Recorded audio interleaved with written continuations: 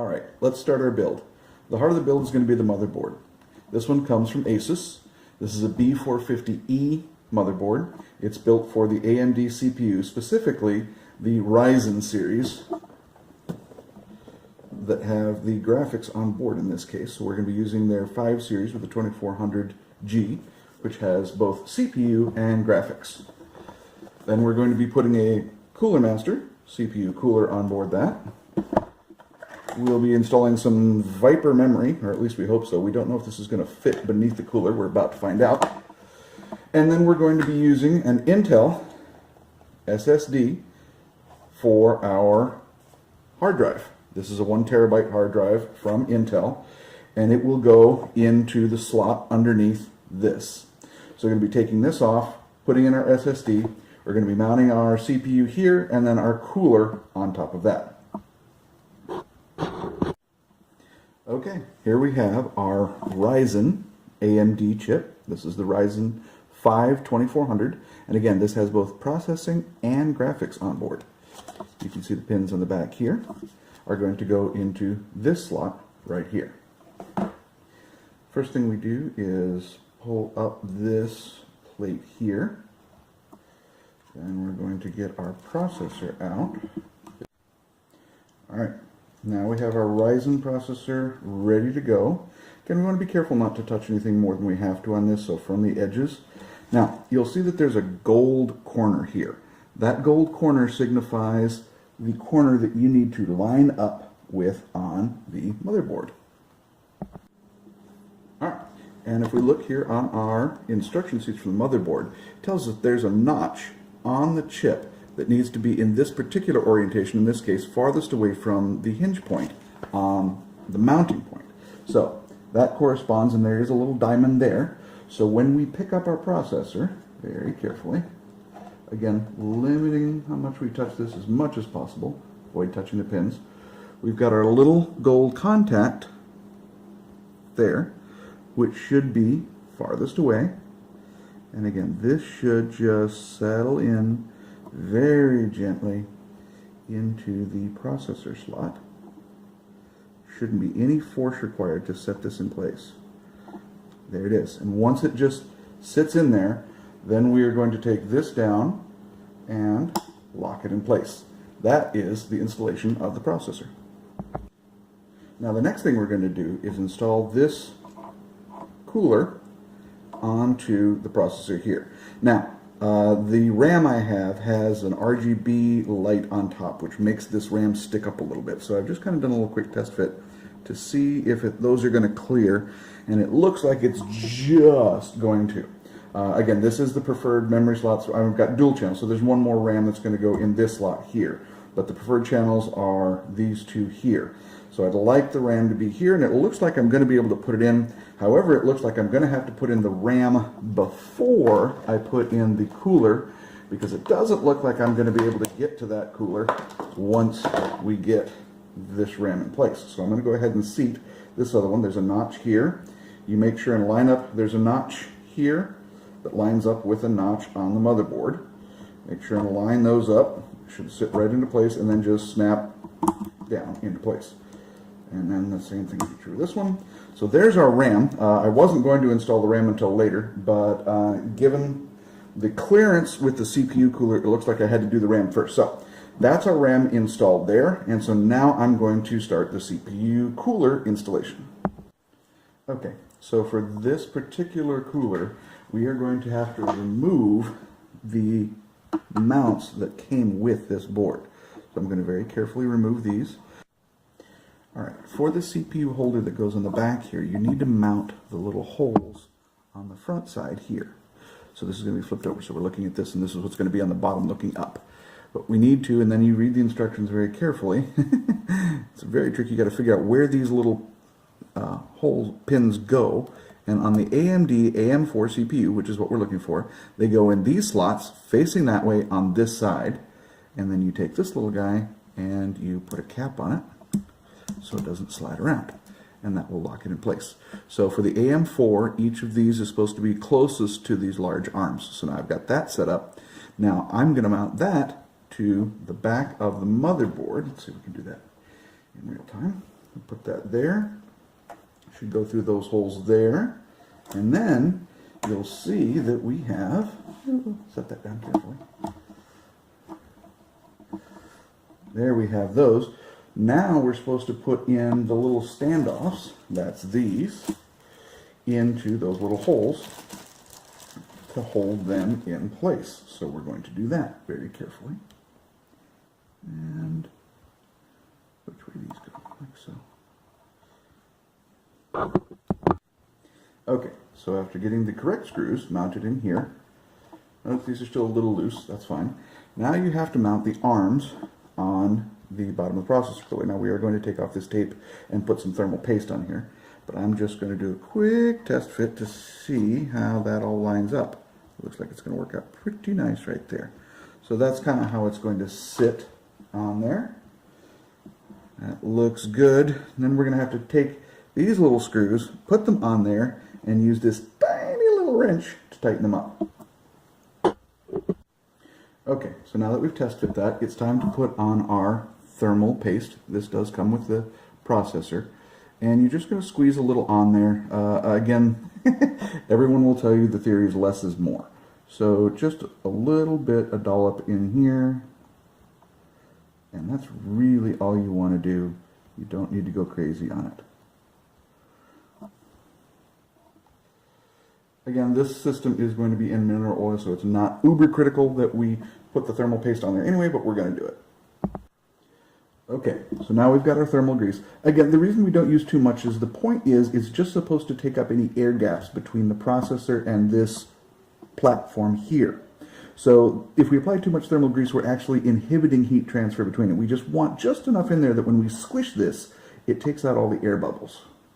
So now what we're going to do is we are going to take off our protective film off of the bottom of the heatsink.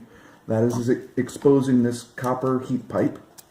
And now we are going to carefully set it down there, and we want to smush the thermal grease in as best we can to where it takes out all the air pockets.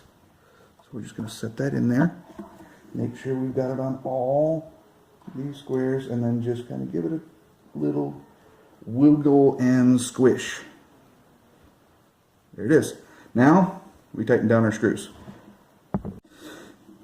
Okay, everyone will tell you this is one of the hardest parts about installing a processor is these tiny little screws have to be tightened up, and then you have to do them in an order just like you'd be tightening up lug nuts on a car. So it's very important that you do them carefully and in order. This takes time.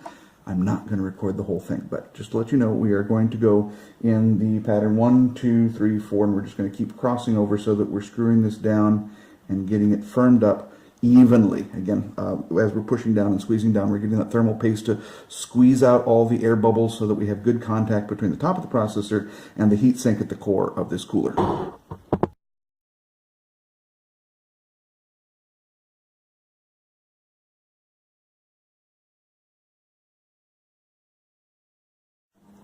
Okay, now that we have our heatsink tightened down and we have our RAM installed, now it's time to install our storage. So this motherboard comes with a little heatsink that we are going to take off, and then we are going to mount the SSD underneath. Okay, now that we've got that cover off, we are going to put in this solid state 1 terabyte NVMe drive. There's a lot of different kinds, so when you go shopping for these things, be careful. There's SATA and NVMe, which uses the PCI bus. They're different. Most of the connectors will allow either. Some will only allow one or the other. So be very careful when you're picking these out. The PCI NVMe's like this one are much faster. They tend to be a little bit more expensive. But to give you an idea of how far things have come, these are both 1 terabyte drives. Look at the size of this thing. And the current version is this. Also, this had spinning platters, which on previous computers when I was doing a submerged mineral oil, you can't put this into mineral oil because there are little weep holes here. The oil would get in there, get into the heads, and that would ruin it. Because this has no moving parts, we can put this in submersion into the mineral oil, no moving parts, no problem. Alright, one other thing when it comes to these solid state drives, you'll see here on the board there are little standoffs. those will actually hold it up. And in the board come these tiny little screws that you're going to use for the correct length. These drives come in different lengths, and so this one you can see is going to line up with that screw there. So we're going to put that tiny little one in that place. Okay, now that we have that standoff in place, and also they are noted on the board how long they are. This is a M2 2480, which means it's 80 millimeters from here to here. So that way you can look on the board and it tells you which one of the standoffs to put in. All right, so now we are going to carefully remove the 1 terabyte stick, and we are going to install it. There is a notch, if you look real closely, on one side of this, and you'll see that lines up with the notch on the mount. If you just carefully put that into place, you'll see that that will line up with the standoff, and then we can put that tiny little screw and secure it into place. Alright, so now we've removed the cover from the back of this, so this is our heat sink now. And so we are going to line that up with that, and then just put it down, and that should come into contact with our NVMe, and there's our installed heatsink. Okay, now that we have our storage, our RAM, our processor, our heatsink, it's time to start connecting up the power supply cables. This power supply happens to have some RGB lighting in it. And I want to take this moment to bring up a very, very important point when it comes to RGB lighting. There are 2 different kinds of RGB lighting. They are not compatible at all.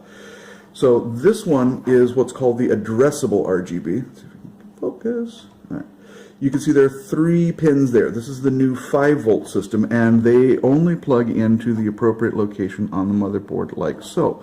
You'll see that there are 3 pins, not 4, and the gap should line up to where you can just plug that in like so.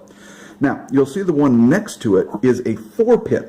That is the 12-volt RGB system. That's for older RGB lights. Now, that's not as fancy. It can't change colors the way the addressable is. But if you were paying attention, you'll notice I said 12-volt, 5-volt.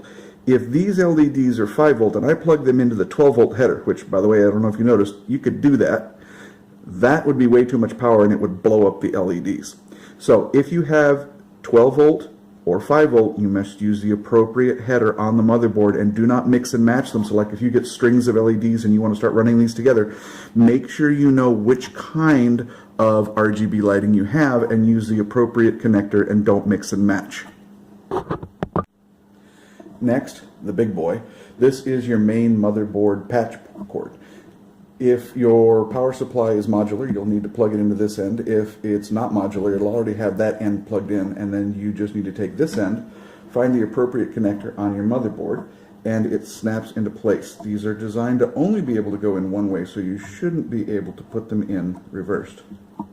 Do a quick snap down in there, and there's main power. Next is your CPU power. The jack for that's all the way over here. You really can't see it, but you can see here the connectors. Some of them have one giant connector, some of them like this are split. But again, if you look, the connectors here, focus, are shaped in such a way that you're not supposed to be able to put them in backwards. So you just need to go over here, find the appropriate location, and snap them in, and make sure they seat and set just fine. Next, you're going to want a way to control the computer as far as turning it on and off and resetting it. I have a custom button here. Because we're not using a traditional PC case, I got this button here, and it has these connectors for the motherboard. So you're going to have to look and find each one of these, and each one is labeled, you can see on this side, with what it is. So we have the hard drive LED, we have the power LED, power switch, and power LED. And then this one is USB port, because there's a USB port on there. So you'll need to refer to the instruction manual that came with your motherboard to find the appropriate pin locations to plug those in. Now for this computer, I did forget to mention there is an additional Wi-Fi M.2 key chip that is specifically designed for Wi-Fi. Not all computers have this, but this one does, and it will sit right here. You can see it's designed for that key and that standoff, and we have our little standoffs there. So we'll be installing this dedicated Wi-Fi chip right there. Alright, we've unpacked the little guy, And then we're going to take this little guard off here. And you can see there is our Wi-Fi chip. Here is our little dedicated slot, so we're just going to stick him in there. And you'll see once we put him in there, lines up with that little standoff, and then we'll put this little mounting screw to hold him in place. And here, now that we've got that mounted, we have our antenna, that again came with the board, and the two connectors, focus, that we will plug into the card that it came with here. This dedicated chip is an advanced Wi-Fi that allows dual MIMO and will potentially give us up to gigabit speeds over Wi-Fi. Great little chip. And finally, before we power this thing up, we do have Wi-Fi dongles for our keyboard and mouse that we're going to plug into the USB ports in the back, and then we're going to plug in a monitor via HDMI. Okay, there we have it. So we have our processor, RAM, storage, we have our Wi-Fi antenna, we have our power cord coming from the power supply for both the CPU and the motherboard, and we've installed our power switches. In theory, if we wired everything correctly, I can now flip the power switch on the power supply, and then the motherboard lights up, and then let's press the power button. It's quiet. And there we have it. We are booting up.